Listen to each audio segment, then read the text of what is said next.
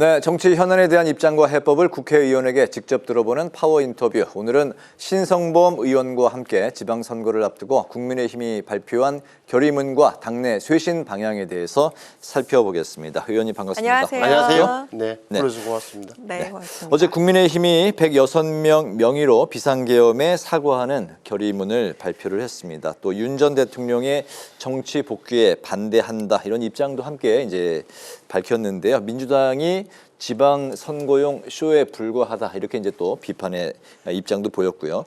반성문부터 써야 한다고 이제 민주당이 밝혔는데 이에 대해서 어제 그 입장문 좀 어떤 생각을 갖고 계십니까? 많이 늦었죠.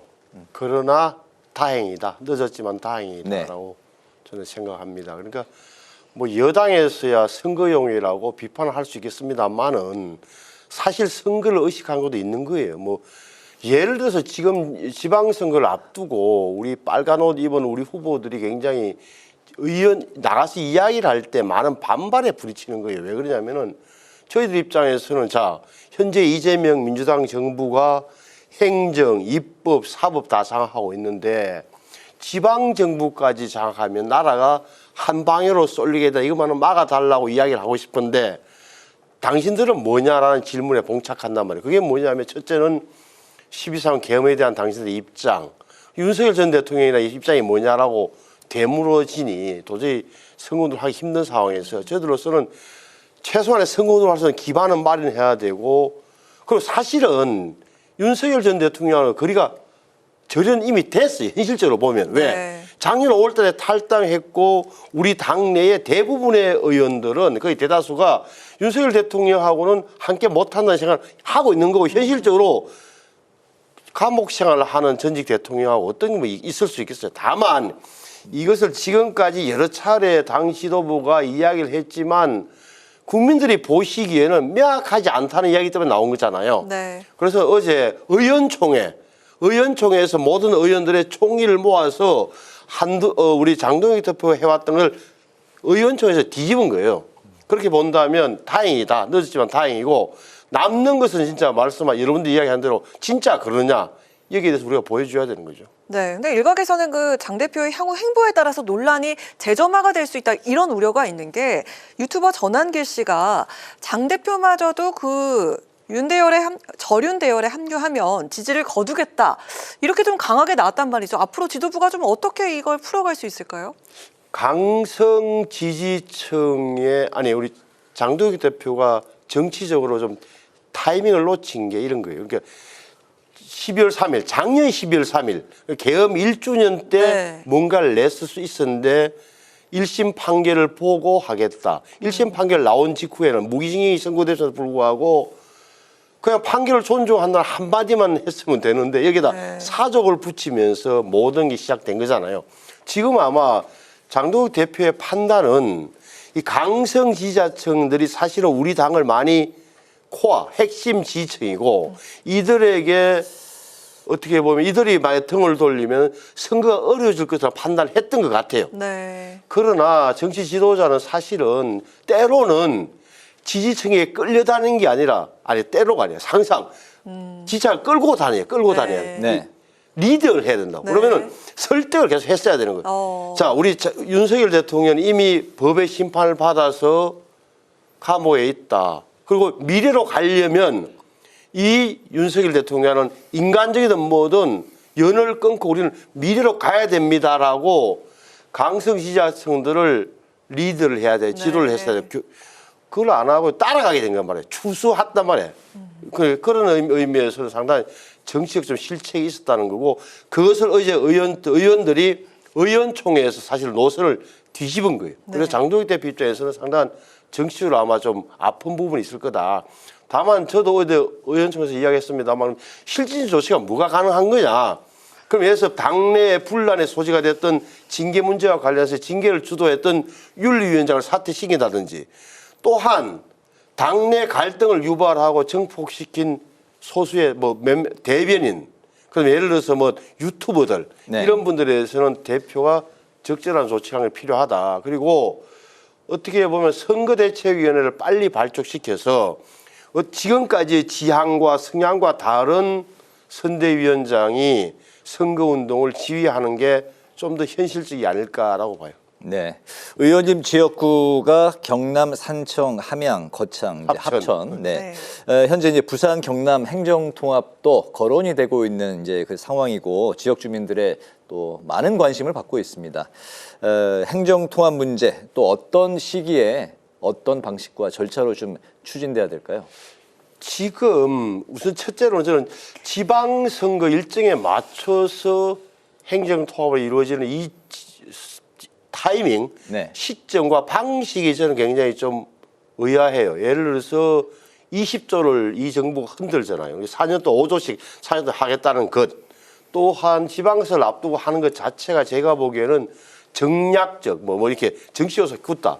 그럼에도 불구하고 저는 뭐 하긴 해야 되는데 좀 네. 일단 그걸 말씀드리고 부산하고 경남은 사실은 두 박형준 시장과 박한수 시장이 로드맵을 발표한 게 있어요. 올해 2026년에 당 주민투표를 해서 결정하겠다. 또 27년에 특별법을 만들겠다. 28년도에 좀 하겠다는 게 발표했는데 되면 이게 인구가 660만이에요. 부산과 경남이 합치면. 그리고 GRDP, 지역 총생산이 약 270조라서 수도권 1극에 맞서는 제2극이 부산, 경남이 되고 울산까지 합치면 인구 770만에 GRDP 370조. 완벽하게 넘버투가 되는데 저는 해야 된다고 봐요. 네. 근데 다만 타이밍을 봐야 되고 이럴 경우에 저희 지역 같은 경우는 항상 소외되는 지역이에요. 우리 경남, 산청, 함양, 거창, 합천. 왜 그러냐? 자, 보세요. 이게 통합되면 어떤 창원이나 부산으로 모든 인적, 물적 자원이 집중되는 거예요. 네. 이렇게 되면 우리 농어촌 지역은 좋은 게 뭐 있냐? 우리한테 오는 혜택이. 우리는 더 소외되는 거 아니야? 소외가 가속화되는 의문을 갖고 있다고. 이건 합당한 의문이에요.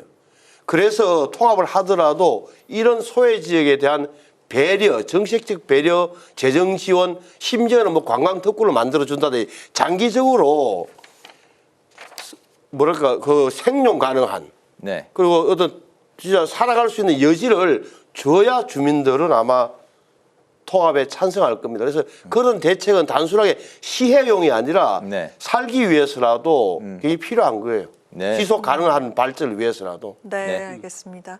이어서 그 중동 사태에 대한 대응도 살펴볼까 하는데 민주당이 석유 최고 가격 표시제를 비롯해서 가용수단을 총동원하겠다 이렇게 강조를 했고 국민의힘 측에서는 가격 통제보다는 유류세부터 낮춰야 한다 이렇게 이야기를 하고 있습니다. 정부는 과연 어떤 방향으로 가는 게 좋을까요? 저는 무엇이든 다 한다고 봐요. 그러니까 다 지금은 해야 한다? 여야가 뭐 따로 있는 게 아니라 왜냐하면 지금 아시는 대로 국회 앞에서 보니까 어젠가 2,000원 가까이 너무 비싸요. 비싸. 네.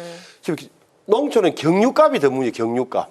경유값이 휘발유보다 비싸졌다고. 그러면은 지금 비닐하우스 온실 이런 데 다 추운 날씨에는 떼기 때문에 네. 난방비가 엄청나게 큰 부담이 되고 있어요. 어찌됐건 뭐시든 해야 되는 건데 다만 석유 최고 가격제에 대해서는 확실히 아셔야 될 거는 이 가격제가 법으로 묶는다자. 이 더 이상 올리지 마. 최고가 이거라고 하면 어떻게 되겠어요? 여러분? 정유사와 주유소는 손해보잖아요. 그럼 어디에서 보상해 줍니까? 정부 돈에서 보상해 줘요. 국고에서 세금으로. 예. 그러면, 자, 자차 없이 대중교통으로 출근하는 사람들, 또 주유소 이용을 안 하는 사람들 입장에서는 자기 세금이 여기에 들어간단 말이에요. 네. 여기에 대한 사실은 대국민 설명도 있어줘야 돼요. 그리고 당연히 유류세를 환급한다, 낮추는 것도 당연히 필요한 거예요. 저는 이 문제에 대해서는 여야가 있을 수 없다. 왜냐하면 우리가 전부 다 에너지를 갖고 오는 마당에 수입하는 마당에 네. 모든 산업이 지금 이 에너지와 연동돼 있기 때문에 저는 여야가 뭐 싸울 이유도 없고 뭐라고 해야 되는 거예요. 네, 알겠습니다. 미국 국방부가 한국에 배치된 사드 일부를 중동으로 이동시키고 있다. 이런 이제 그 뉴스가 최근에 나왔습니다. 이재명 대통령이 반대 의견을 냈지만 이걸 이제 관철시키기는 현재 상황에서 쉽지 않다. 이렇게 분석이 나오고 있습니다. 국회 이제 정보위원장이신데 이 상황은 어떻게 지켜보고 계십니까? 그러니까 이재명 대통령께서 오늘 말씀하셨잖아요. 그 국무회의에서 주한미군이 자기들의 군사적 필요에 의해서 일부 방공 무기를 반출하는 것에 대해서 우리가 반대 의견을 냈지만 네. 관철 못 시켰다. 간 거예요. 네. 갔다고. 그러면 워싱턴 포스트 보도를 보면 주한미군이 갖고 있는 사드 고고도 미사일 방어 체계 일부를 중도로 옮겼다고 그러죠. 옮기고 있다. 예. 그리고 심지어는 지금 사드가 어디 있습니까? 사드가 경북 성주에 있어요. 근데 성주에서 온 내가 사진을 몇 개 보니까 해체하고 있더라고. 해체한다는 포대를 뜯어서 오산으로 가져가서 오산에서 이미 갔는지 안 갔는지 몰라요. 기밀 사항이기 때문에. 네. 다만 제가 알고 있기로는 가고 있는 것 같다. 사드가 몇 기가 있는지 몰라요. 사드는 전 세계에 몇 기가 있을 것 같아요. 포대가 11개밖에 없어요. 사드가. 예. 미국 본토에 8개가 있고 괌까지 우리나라에 하나, 괌에 하나, 우리나라에 하나, 중동에 하나 있어요. 미국 본토에 8개가 예, 있고. 이게 왜 그러냐? 2조 원 가까운 포대예요. 이게 자체가 고고도 미사일 방어. 비싸서 전 세계 11개 포대밖에 없는데 한국에 하나 있는 걸 중동으로 옮기고 있는 거예요. 제가 보기에는. 그러면 네. 패트리어트는 모르겠어요. 이게 사드는 고고도 방어 체계. 40에서 150km 여기 가는 시스템이고 패트리어트는 중저고도 아래를 막는 건데 패트리어트는 우리가 8개 포대가 있어요. 공개된 사실이에요. 대한민국에. 몇 개가 있는지 모르겠고 사드는 관계가 확실한데 레이더까지 같이 갔는지 포대만 갔는지는 모르겠고 패트리어트 역시 마찬가지다. 몇 개가 있는지 우리는 알 수가 예. 없어요.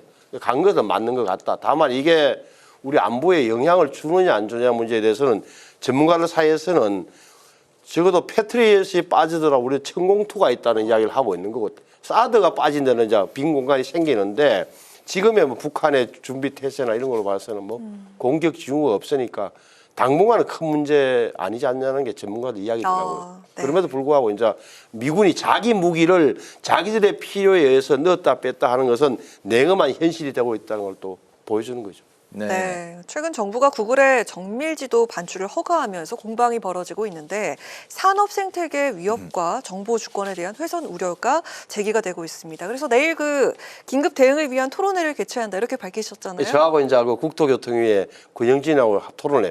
이게 구글이 뭘 가져가느냐 하면은 정확히 말하면은 우리나라의 모든 지도를 만드는 데가 어디가 있습니까? 국토교통부 산하에 국토지리 정보원이 청량을 해서 지도를 만들어요. 그래서 5,000분의 1도 있고 25,000분의 1이 있는데 지금까지 5,000분의 1에 대해서는 전체 정부가 반대했어요. 국외로 나가는 걸. 왜? 군사 비밀이 다 포함됐기 때문에 군사 기지가 다 들어있고 있기 때문에 안 된다고 했는데 그래서 구글이 지난 2007년, 2016년에 계속 이것을 데이터를 주십시오. 우리가 상업적으로 강화해서 쓰겠습니다. 하는 걸 우리가 다 거절했던 거 우리 정부가. 네. 이번에는 근데 작년에 한 것을 올해 조건부로 허가한 거예요. 근데 어떤 문제가 있냐면은 첫째는 제가 보기에는 왜 그걸 허가했느냐.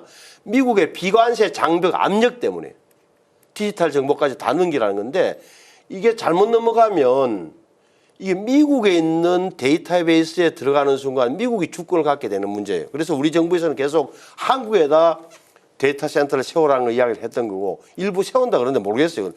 그리고 왜 5,000분의 1이란 말이에요. 딴 데는 25,000분의 1도 있어요.